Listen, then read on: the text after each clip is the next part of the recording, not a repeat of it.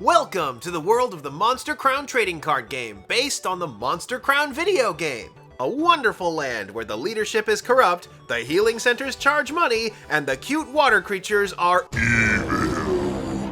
The Monster Crown trading card game sees two monster tamers vying to become king of the hill in a knockdown drag-out spectacle. The goal is to make it so that your opponent has no monsters remaining on their side of the field.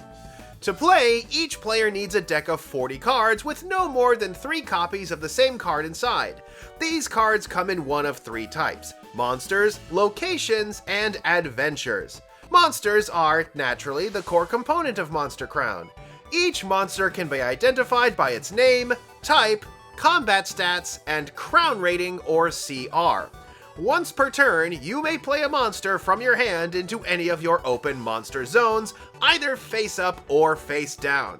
These monster zones also have a crown rating, starting with 3 in the center and dropping down by 1 until they move outwards. You can technically play a monster into any of these 5 zones regardless of crown rating, but if a face-up monster is in a slot whose crown rating is lower than its own, at the end of your turn it gets demoted to the next lowest slot. If a monster gets demoted while it is in one of the zones on the far end, it gets sent to the discard pile and that monster's controller draws a card. But wait a minute, if we lose when there are no monsters on our side of the field, what happens at the start of the game?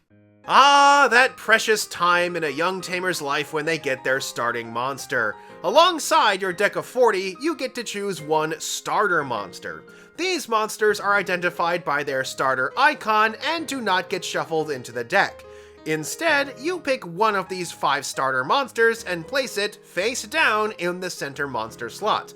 These starter monsters all have a crown rating of 1, meaning they are stable in every monster zone. So, how do we dislodge monsters that are in a stable zone? Why, through combat, of course. On your turn, you may choose any face-up monster you have in play to fight one of your opponent's face-up or face-down monsters.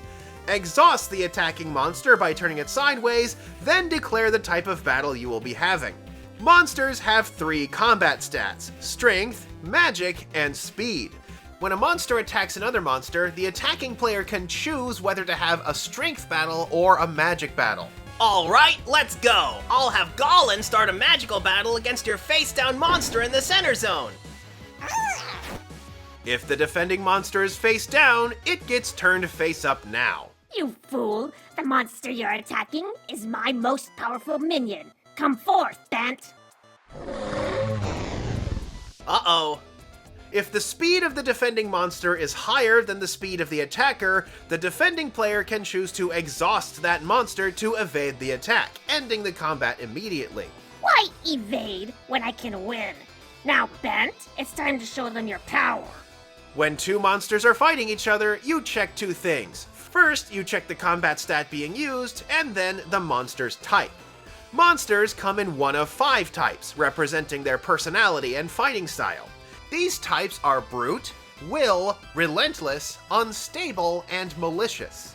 Each of these types has an advantage over one other type, indicated by this handy chart here, but also shown on the card with the color of the drop shadow beneath the monster's own type logo.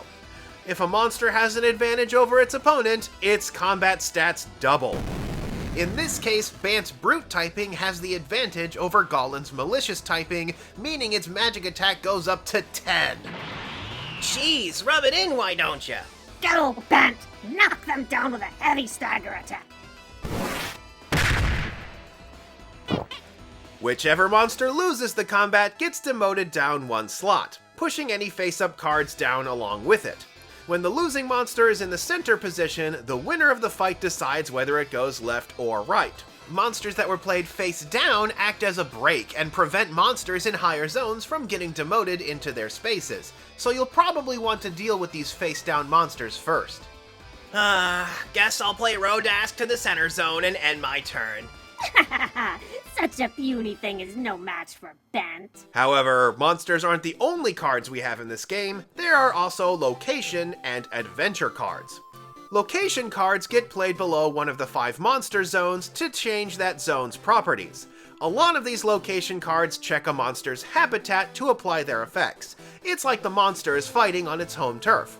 And the adventure cards are everything else. Most commonly, you have journey cards, which perform a one-and-done effect before they get discarded.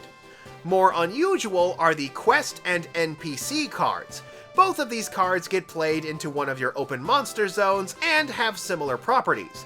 Once they get played, you can use their effects by exhausting the card and demoting them. Quest cards differ from NPCs in that using them lets you accumulate quest counters. These counters get gathered in a separate spot on the board and usually go away once a quest card is completed, though taking several tries to complete a quest might be necessary. But don't worry, the quest counters you collect apply to any quest you have in play. Keep in mind that neither of these cards count as monsters. They cannot be played face down, cannot be attacked, and do not count towards staying in the game, so be sure to use them carefully. And as for the final type of adventure card, combat cards, well, let's see how the next turn plays out. At the start of your turn, any exhausted monsters return to the ready position and you draw a card from the top of your deck. At this point, in any order, you may play your one monster, play any adventures or locations you might want to, flip any face-down monsters you already had in play to face up, or start a battle. Bant is the only monster I need. Now, Bant, finish off his pathetic Golem with a strength battle. With a power of 14, I don't need any boosts. Make your last move, Alex. Looks like we're going to have a repeat of the last fight, but our player now has some more options. I'm not out yet. I'm going to use Gene Surge. I'll exhaust Rodask to use Gene Surge on Gollin. To Gene Surge, you must exhaust one of your monsters that is not involved in combat. You can then choose one of the monster's attributes to give to the monster in combat, changing it to match the one on the monster performing the Gene Surge. Some monsters can even lend their special abilities this way if it has the special Gene Surge icon next to it. Ha! None of Rodask's pathetic stats can hope to touch Bant. Except one. Rodask might have weak fighting stats, but it does have one thing. Rodask is going to give Gollin its will type. Malicious may be weak to Brute, but Brute is weak to Will, so now the tables are turned. But it's not enough. Even with its strength stat doubled, it still can't overcome Bant's power. That's true, but Gollin and Rodask aren't the only ones fighting. I'm in this too, and I have just the card to turn this around. The Combat Adventure card, Push Harder! Combat cards are the final type of adventure card, played only in the middle of combat to give the edge to your fighting monster. In this case, Push Harder increases Gollin's power by 1, but thanks to Gollin's type advantage, the boost from Push Harder gets doubled as well. Now, Gollin! Defeat her Bant with the power of Absolute Fist!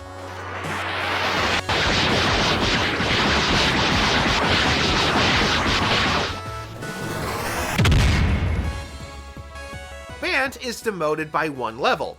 And at the end of Beth's turn, it will be demoted again because its crown rating is higher than the crown rating of the zone it is in. On top of that, Bant is also a boss monster, indicated by the skull next to its name. Boss monsters are more powerful than regular monsters, but that power comes at a price. If, at the end of the turn, a boss monster is not on a slot that matches its crown rating exactly, it slides down an additional slot, meaning Bant will leave the field and Alex will come out the winner. So that's all this monster was capable of as well. You don't just win Monster Crown by having the strongest monster. It also takes strategy and teamwork. You could still learn that.